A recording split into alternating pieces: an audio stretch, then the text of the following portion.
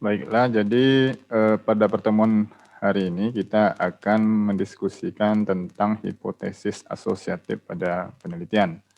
Ini merupakan materi yang 7 dalam perkuliahan metodologi penelitian.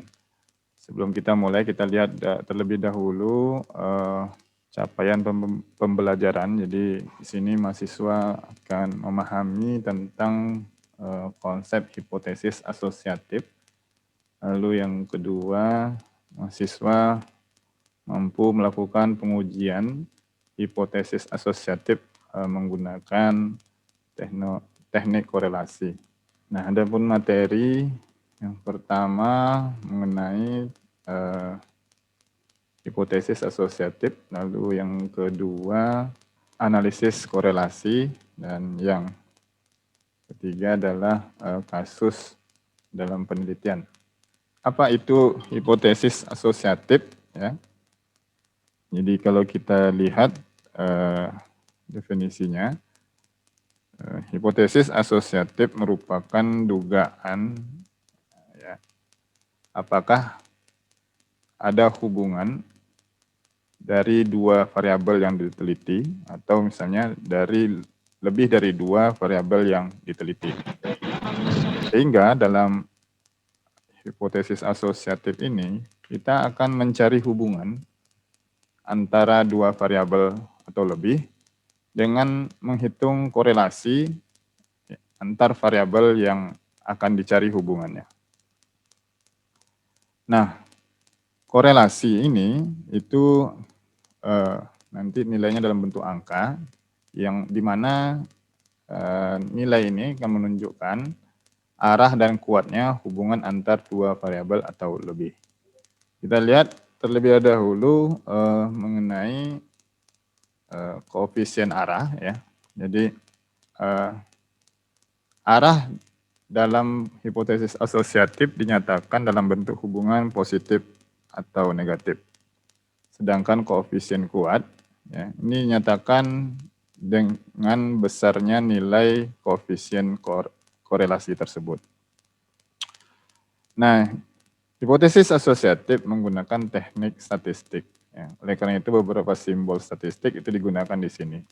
Untuk koefisien korelasi disimbolkan dengan rho kalau datanya populasi dan disimbolkan dengan R untuk sampel.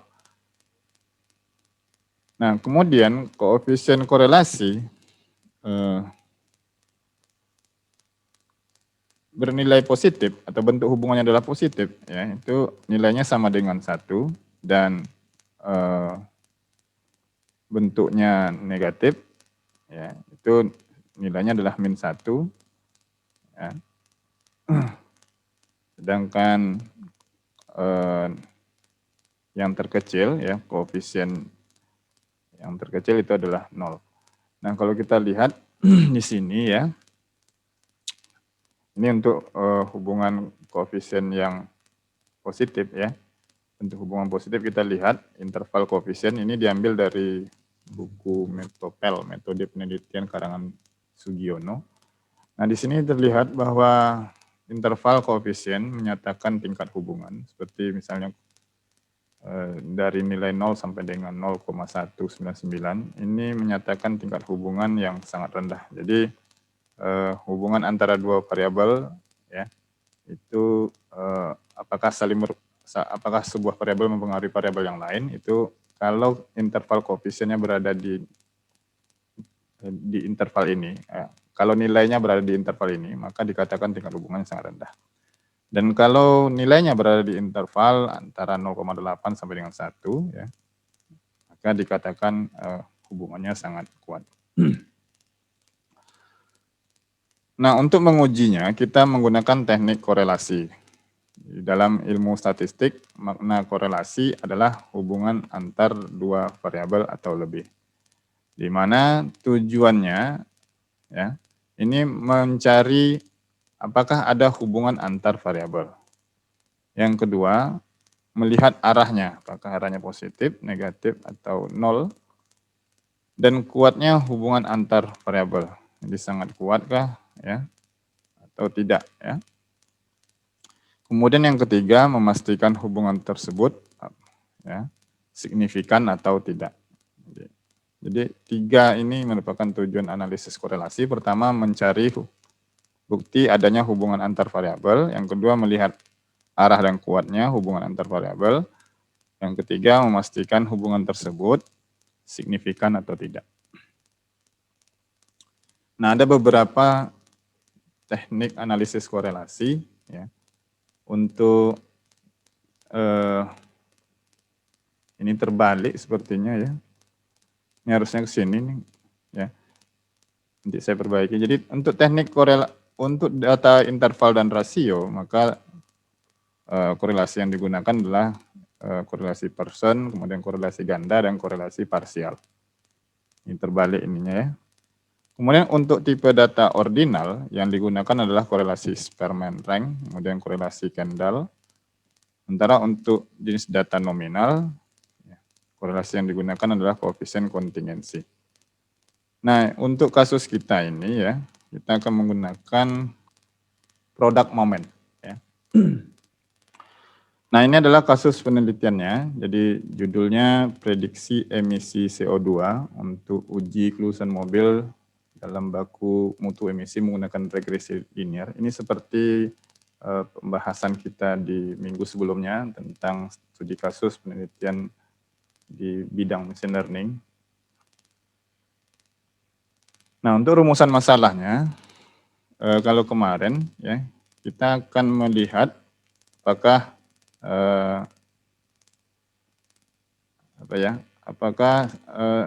emisi CO2 itu dapat diprediksi melalui variabel ukuran mesin. Jadi apakah emisi CO2 dapat diprediksi melalui ukuran mesin. Nah, yang di sini kita akan menggunakan rumusan masalah melihat pengaruh ukuran mesin terhadap emisi. Jadi dari sekian variabel, jadi seperti ini misalnya, ada ukuran mesin, silinder, kemudian konsumsi bahan bakar, kemudian emisi CO2. Kita mau melihat apakah ada pengaruh ya antara ukuran mesin dengan CO2 yang dihasilkan. Ya, jadi kita mau melihat satu variabel independen, ya, apakah mempunyai pengaruh terhadap satu variabel dependen. Nah, di data kita mempunyai 3 variabel independen, yaitu engine size, kemudian silinder dan konsumsi bahan bakarnya. Jadi 3 variabel independennya dan 1 variabel dependen. Nah, sekarang kita mau melihat dari 1 variabel independen apakah berpengaruh terhadap variabel dependennya. Nah, rumusan masalah kita ini ya, jadi kita mau melihat apakah ada pengaruh antara ukuran mesin terhadap emisi CO2. Di tujuan penelitian, ya, atau bisa kita bilang juga hipotesis penelitian, kita akan mengukur pengaruh ukuran mesin terhadap emisi. Hipotesis awal kita, ya, karena ada 3 variabel independen, ya, kita bisa mengatakan bahwa tidak ada pengaruh antara ukuran mesin dan emisi. Karena 3 variabel independen, ya, itu logikanya kan begitu. Seharusnya 3 variabel independen baru mempengaruhi 1 variabel dependen. Nah, di penelitian kita mau melihat apakah 1 variabel independen dapat mempengaruhi variabel dependen. Nah, kasus penelitian kita kemarin untuk kasus machine learning kita sudah dapatkan ya, hasil prediksinya menggunakan teknik regresi linear dengan rumus seperti ini. Ya, dari data engine size yang ada, ya, kita akan memprediksi berapa emisi CO2 yang dihasilkan ketika data baru dimasukkan, di mana data yang baru itu tidak diketahui nilai CO2-nya. Nah, dari hasil prediksi kemarin, ini ya 3 variabel independen, kita dapatkan variabel dependennya nilainya adalah 218,6. Ya, jadi ini nilai emisi CO2-nya. Nah, sehingga ketika kita masukkan dalam tabel kita sudah punya 10 data, dan data yang terakhir dengan ukuran mesin 2,4, ya, kita dapatkan emisi CO2-nya nilainya adalah 219. Jadi ini pembulatan ke atas dari 218,6 yang ini ya. Nah, ini nilai hasilnya. Nah, karena rumusan masalah kita mau melihat apakah ada korelasi antara engine size dengan CO2. Ya. Jadi ini variabel independennya, dan ini variabel dependennya. Kita mau melihat apakah ada hubungan. Ya, asumsi awal atau hipotesis awal mengatakan bahwa tidak ada hubungan. Ya, karena ada 3 variabel independen, ya, seharusnya ya, ketiga variabel independen ini mempunyai hubungan dengan satu variabel dependen. Nah, sementara kita mau melihat satu variabel independen saja apakah sudah mempunyai hubungan dengan variabel dependen. Nah, kita akan menggunakan teknik korelasi person product moment ya, karena data yang digunakan adalah data rasio tadi ya.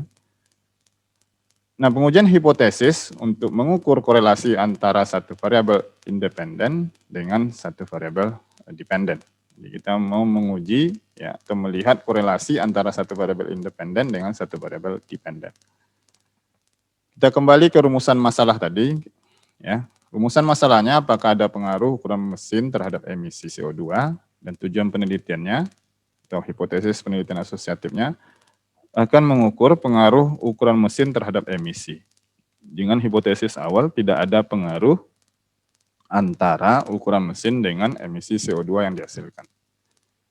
Nah, untuk hipotesis statistik yang digunakan, kita menggunakan pengujian dua sisi.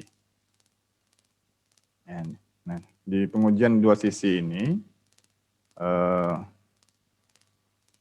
kalau kita lihat ya, ini untuk teknik korelasi ya, ini beda dengan hipotesis statistik kemarin ya, ketika kita mau menguji tingkat signifikansi dari atau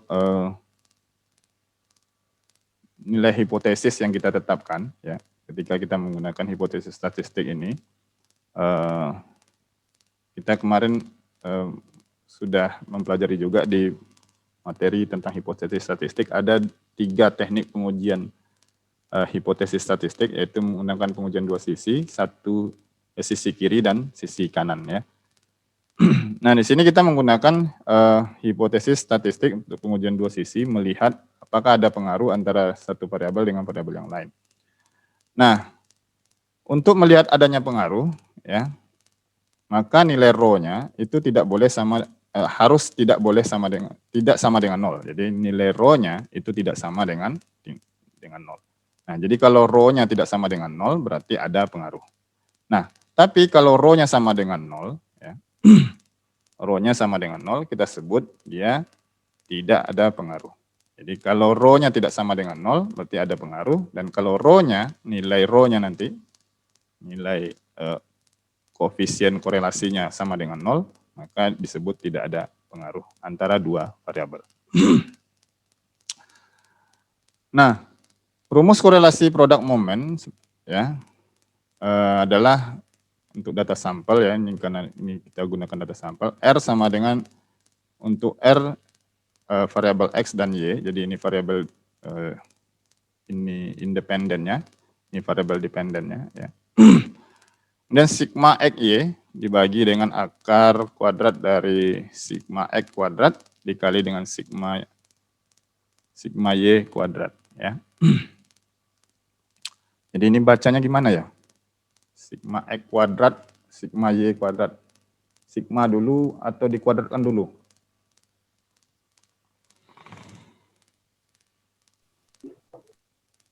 Kalau dilihat dari apa ya, Pak, itu kayak dikuadratkan dulu, Pak. Kalau misalnya kuadratnya itu kalau kuadratnya di luar tanda kurung gitu. Berarti kalau ini dikuadratkan dulu ya? Iya. Ya. Oke. Ntar ini kok nggak mau masuk dia ke atas nih ya. Gimana ngatur tampilannya biar naik ke atas ini.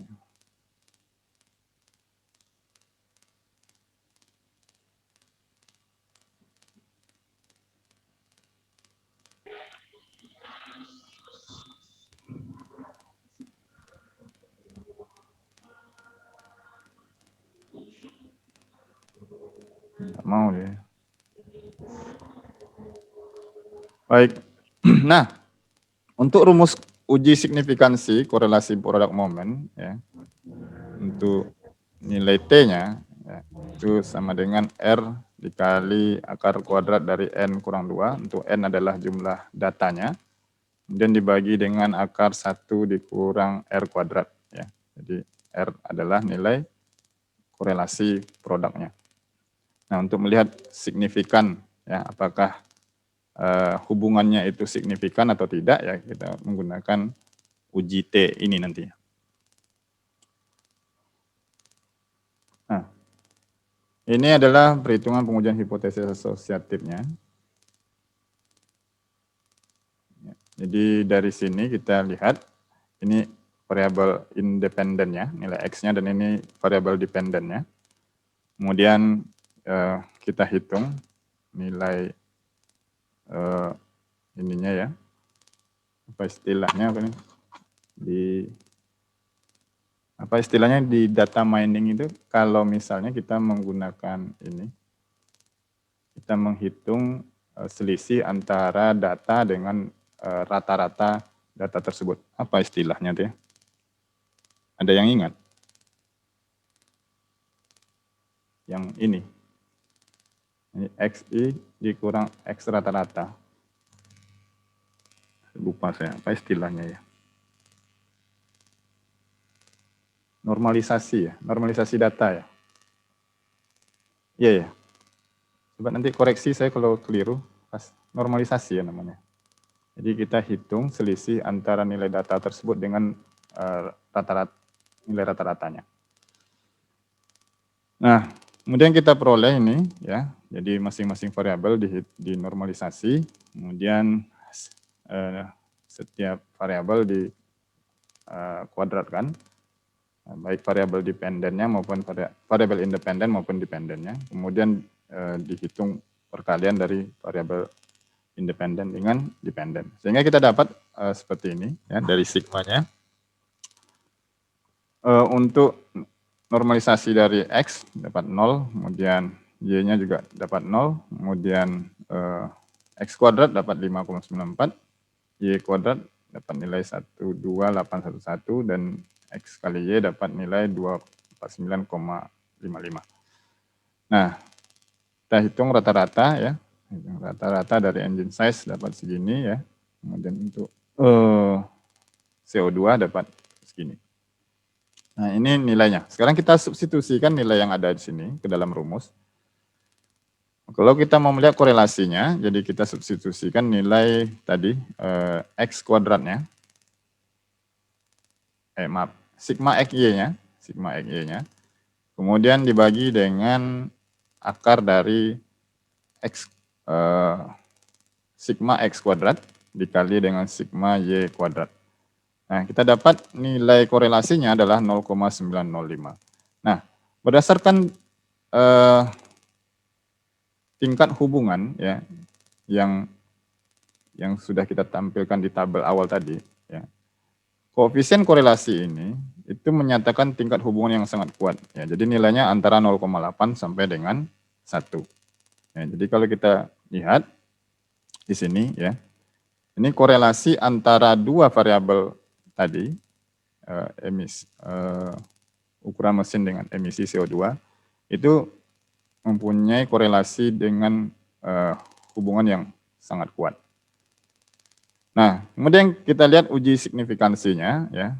Dari uji signifikansinya, nilai T hitungnya kita peroleh adalah 6,002. Jadi setelah kita substitusi rumus nilai yang ada di dalam rumusnya, kita peroleh nilai T hitungnya itu adalah 6,002.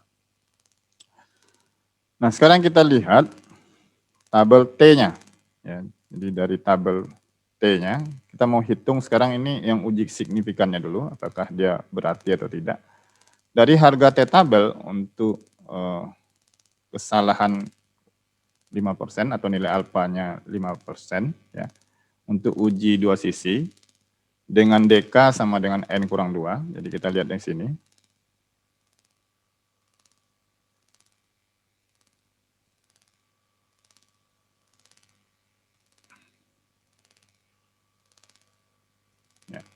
Jadi ini titik pertemuannya. Nah, kita peroleh ya nilai T tabelnya itu sebesar 2,306. Kemudian kita hitung atau kita bandingkan dengan nilai T hitungnya. Nah, jika T hitungnya sama dengan T tabel, ya, ini kita katakan H0-nya diterima. Tadi H0-nya menyatakan bahwa tidak ada hubungan antara ukuran mesin dengan emisi CO2. Tapi kalau T hitungnya tidak sama dengan T tabel, maka H0-nya ditolak. Artinya ada hubungan antara ukuran mesin dengan emisi CO2-nya. Jadi kita bisa nyatakan bahwa ada pengaruh ukuran mesin terhadap emisi CO2 dan ini signifikan. Ya. Jadi ini berarti hubungannya. Kemudian kita lihat, ya, ini grafiknya. Ini merupakan daerah penerimaan H0. Jadi kalau nilainya berada atau kurang dari 6,002, maaf, kalau nilainya antara min 2,306 sampai dengan positif 2,306, ya, maka ini kita sebut sebagai daerah penerimaan dari H0 ya. Jadi ini merupakan daerah penerimaan dari H0 ya. Nah, tapi kalau di luar ini, di luar min 2,306, maksudnya lebih kecil dari min 2,306 atau lebih besar dari positif 2,306, maka ini adalah daerah penolakan H0. Berarti kalau di sini bisa kita katakan bahwa ada pengaruh antara dua variabel. Selanjutnya kita lihat uji signifikansi ya menggunakan tabel R. Kita mau melihat ya apakah nilai R-nya sama signifikannya dengan nilai T-nya ya. Nah, untuk N sama dengan 10 dengan taraf kesalahan 5%, kalau kita lihat di R tabel, jadi kalau kita lihat di R tabel, untuk N-nya sama dengan 10, ya beda. Kalau dengan T tadi, DK-nya sama dengan 8, karena N-nya 10, maka N kurang 2, kita dapat DK-nya sama dengan 8. Nah, untuk N10, ya, ini, dengan tingkat kesalahan adalah 5%, kita peroleh, ya, nilai R tabelnya adalah 0,632. Kemudian kita bandingkan, bila harga R hitungnya lebih kecil atau sama dengan R tabel, maka H0-nya diterima. Kalau R hitungnya lebih besar dari R tabel, maka H0 ditolak. Dan ternyata ya nilai R hitungnya itu lebih besar daripada nilai R tabelnya. Ya. Nah, sehingga kesimpulannya sama ya dengan uji T tadi, bahwa ada pengaruh antara ukuran mesin terhadap emisi CO2 dan signifikan. Nah, ini adalah perhitungan manualnya. Jadi kalau kita hitung manual menggunakan rumus statistik seperti ini ya. Selain itu kita juga bisa menggunakan alat bantu, menggunakan aplikasi Excel. Nah, di sini saya mau lihatkan bagaimana pengujian hipotesis asosiatif menggunakan Excel. Seandainya ini data kita ya, ini data kita. Jadi ada engine size CO2, kemudian kita hitung, kita normalisasi dulu ya. Untuk nilai variabel X dan Y-nya, kemudian dihitung kuadratnya, kemudian dihitung juga perkaliannya, kita dapat nilainya ya. Dengan secara manual tadi kita hitung ya, ini bisa kita hitung dengan memasukkan rumus tentunya ya. Ini mana membesarkannya? Ya, nilai yang ini yang kita hitung tadi ya. Kalau di Excel tentu kita masukkan dengan nilai rumus yang sudah ada ya, dengan persamaan yang sudah disebutkan tadi.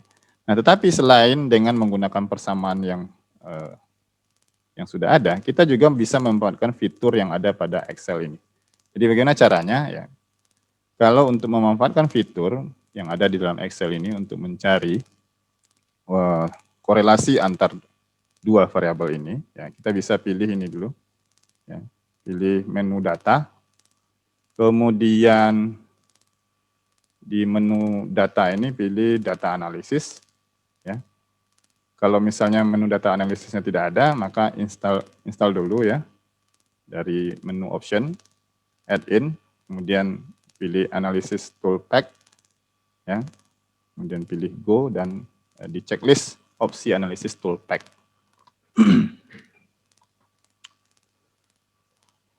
Karena tidak semua juga ya, jadi kadang-kadang tidak semua Excel itu menginstal tools ini. Nah setelah itu pilih data analisis, ya, jadi sudah dipilih data analisis, kemudian akan keluar pop-up menu seperti ini, pilih regression. Ya. Jadi kita pilih regression, kemudian ya tentu saja dipilih variabel dependent-nya, yaitu X, variabel dependent-nya Y-nya, ya. Kita masukkan sini sudah ada dikatakan input Y.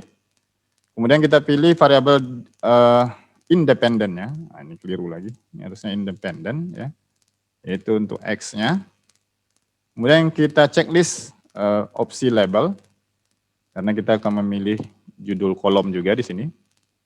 Kemudian kita pilih lokasi untuk menampilkan hasilnya di menu output range. Jadi sini kita tetapkan di mana kita akan menampilkan. Jadi kalau misalnya kita mau menampilkan di sini, berarti misalnya di I17 ya, tinggal dicek, ditandai saja di I17 misalnya.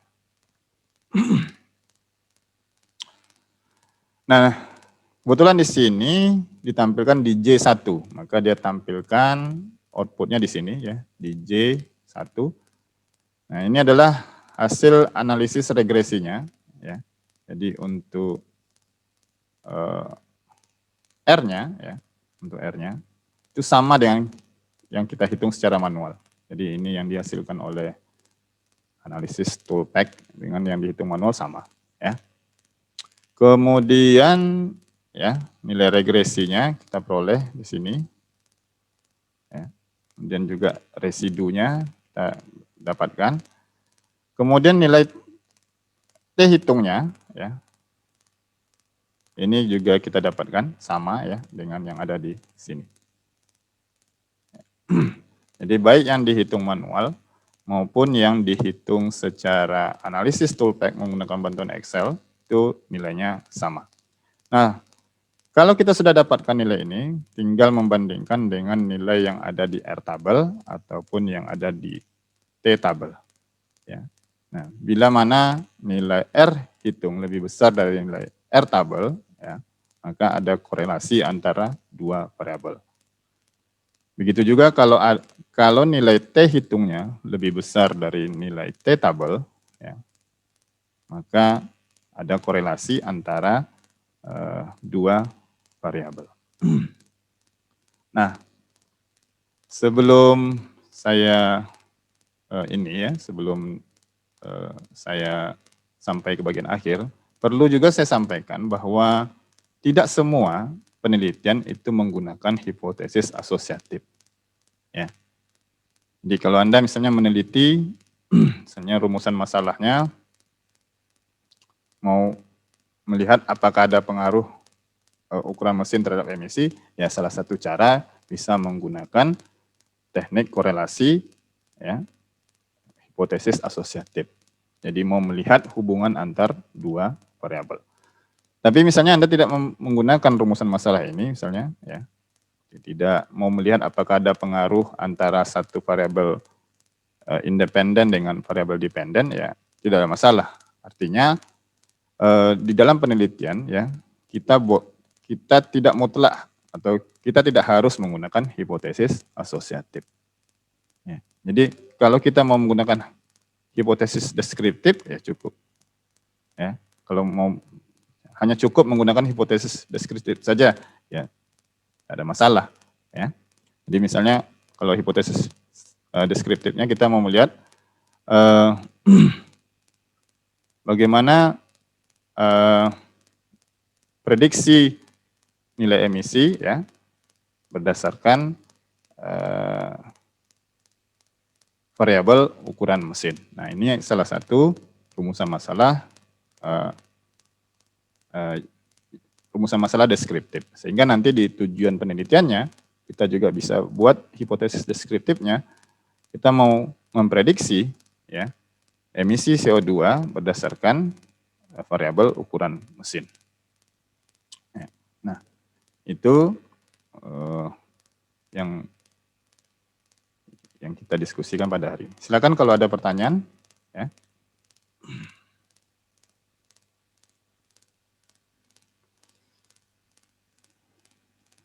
Sebentar, saya tutup dulu yang tadi. Baik. Nah, silakan kalau ada yang mau ditanyakan. Terkait hipotesis asosiatif.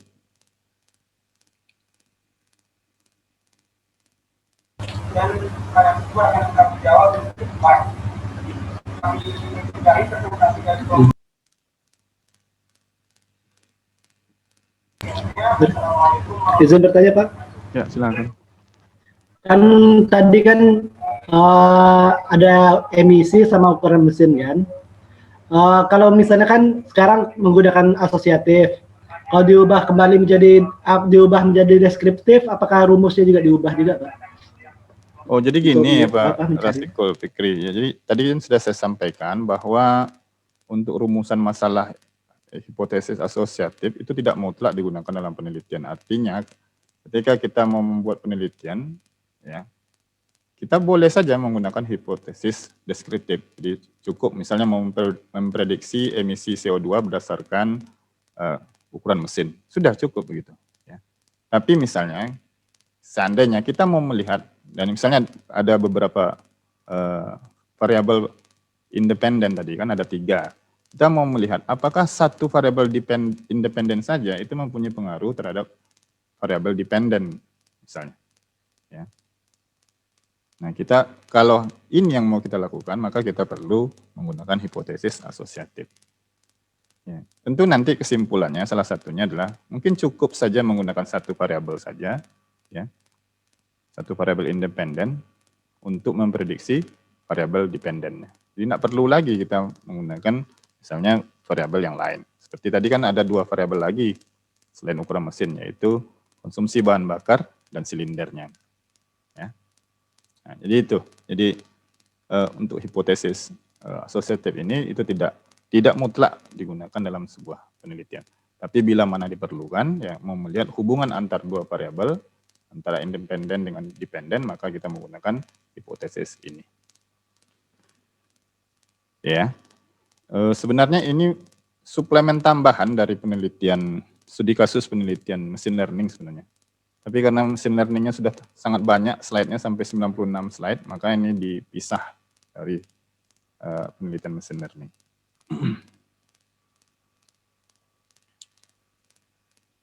Oke. Bisa dipahami, Fikri? Bisa, Kak. Ya. Terima kasih.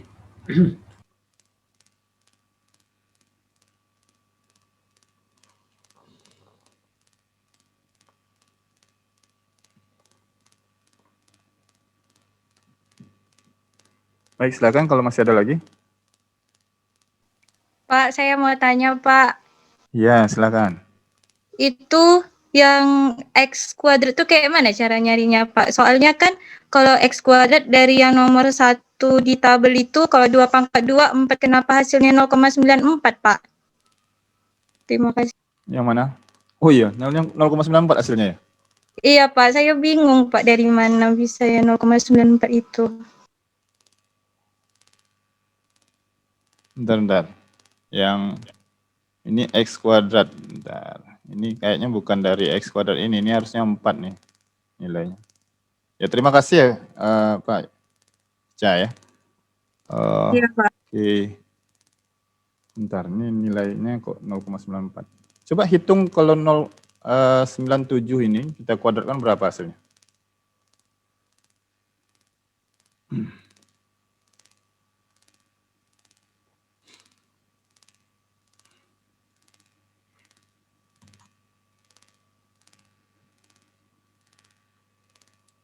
Oh iya Pak, berarti yang X kuadrat nih yang bagian min 0,97 pangkat 2 Pak. Ya jadi maksudnya Kirain saya X kuadrat ini dari hasil normalisasi ini X I kurang X rata-ratanya ya.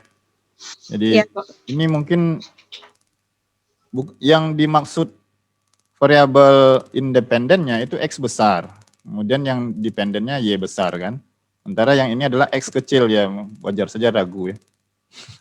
Ini kan maksudnya yang kolom D ini X kecil nih, jadi X ke I dikurang X rata-rata itu disimbolkan sebagai X kecil. Y ke I dikurang Y rata-rata disimboli dengan Y kecil. Ya, jadi ini X kecil kuadrat maksudnya dari sini, jadi min 0,97 dikuadratkan. Kita dapat nilainya 0,94 ya.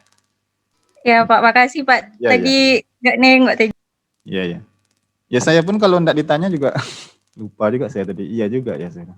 Tapi rasa-rasanya ini bukan nilai variabel independennya, tapi sudah hasil perhitungan selisih antara nilai variabel independen dengan nilai rata-ratanya.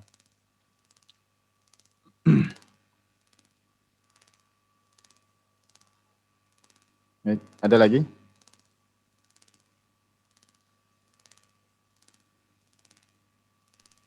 Pak, untuk absen udah ada, Pak. Ya, silakan. Untuk absen udah ada, Pak. Oh, absen enggak ada nih. Absennya yang kuis tadi aja. Biar aja lah. Yang kuis tadi aja saya ambil. Dari kuis tadi kan udah masukkan ini kan. Ada yang masukkan submit jawaban. Nah, nanti saya ambil dari sana aja. Kalau nanya tentang kuis tadi boleh, Pak? Ya, silakan. Yang tadi tentang tunggu dulu, Pak. Yang esai itu yang pilihan berganda. Yang esai yang mencari tadi itu, Pak. Iya, iya. Esai rasanya tinggal masukkan ke dalam rumus saja kayaknya. Yang skor ideal itu, Pak, mau nanya, Pak. Heeh. Nah, itu tuh yang diambil itu skor ideal itu apakah jumlah dari perkaliannya atau dari rata-rata skor ideal itu, Pak? Bentar. Yang nomor berapa tuh, Nik? Soalnya juga enggak saya acak Setelah tuh, karena tabel dia itu, Pak. harus berurutan itu. Yang setelah tabel itu, Pak. Dia acak. Yang setelah tabel, Pak. Bentar. Saya buka.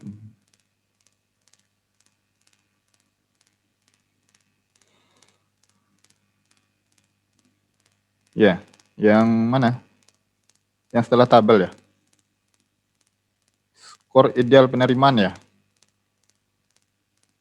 Ya, Nik ya? Iya, Pak. Iya, Pak. Ya, jadi jawabannya 40. Kenapa 40?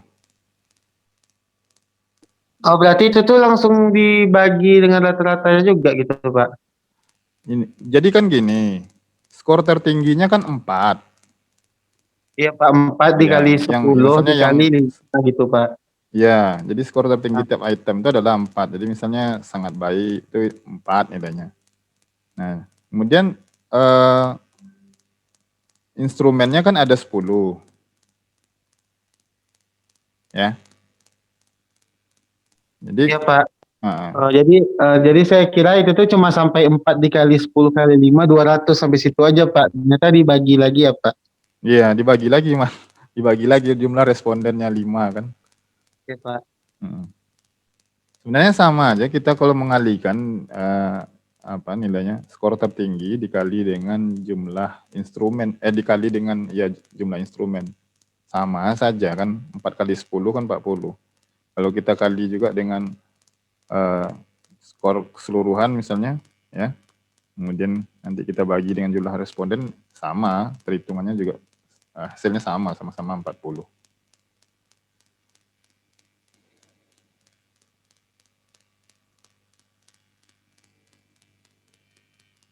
Oke, masih ada lagi?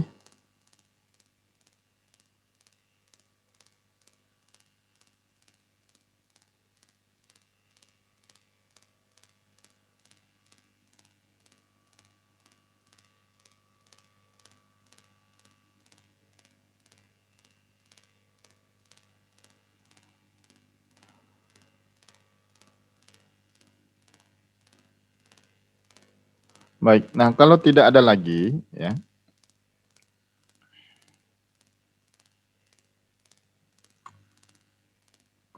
maka untuk pertemuan minggu depan kita UTS ya. Nah, nanti UTS-nya saya kirimkan melalui Classroom. Mungkin udah dapatlah model-model soalnya seperti tadi mungkin ya, seperti yang sudah kita kuis tadi. Kemudian ada beberapa juga yang sudah kita pelajari mengenai konsep penelitian, kemudian literatur review, ya, kemudian masalah penelitian, ya, dan hipotesis serta hipotesis penelitian, ya. Nah, untuk yang studi kasus tentu tidak masuk ya, yang machine learning dengan ini hipotesis asosiatif tidak. Karena ini namanya kan studi kasus, jadi memang kasus dalam bidang machine learning, ya, dalam penelitian bidang machine learning. Jadi yang penelitian bidang machine learning itu tidak masuk, serta dengan pengujian hipotesis asosiatif juga tidak masuk, ya. Jadi materi UTS mulai dari materi 1 sampai dengan materi yang kelima. Nah, nanti setelah selesai UTS, berarti kita sekarang pertemuan 8 ya. Ya, 8 rasanya. Nah, di pertemuan ke-9 nanti berarti pertemuan 9 UTS.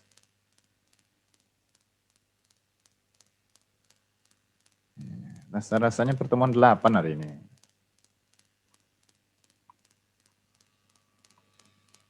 Oke lah, 8 atau 7. Pokoknya setelah UTS nanti kita akan belajar desain penelitian, ya. Nah, di desain penelitian nanti mungkinan saya akan kirim materi saja. Jadi nanti belajar mandiri saja. Saya akan kirim materi di YouTube, ya.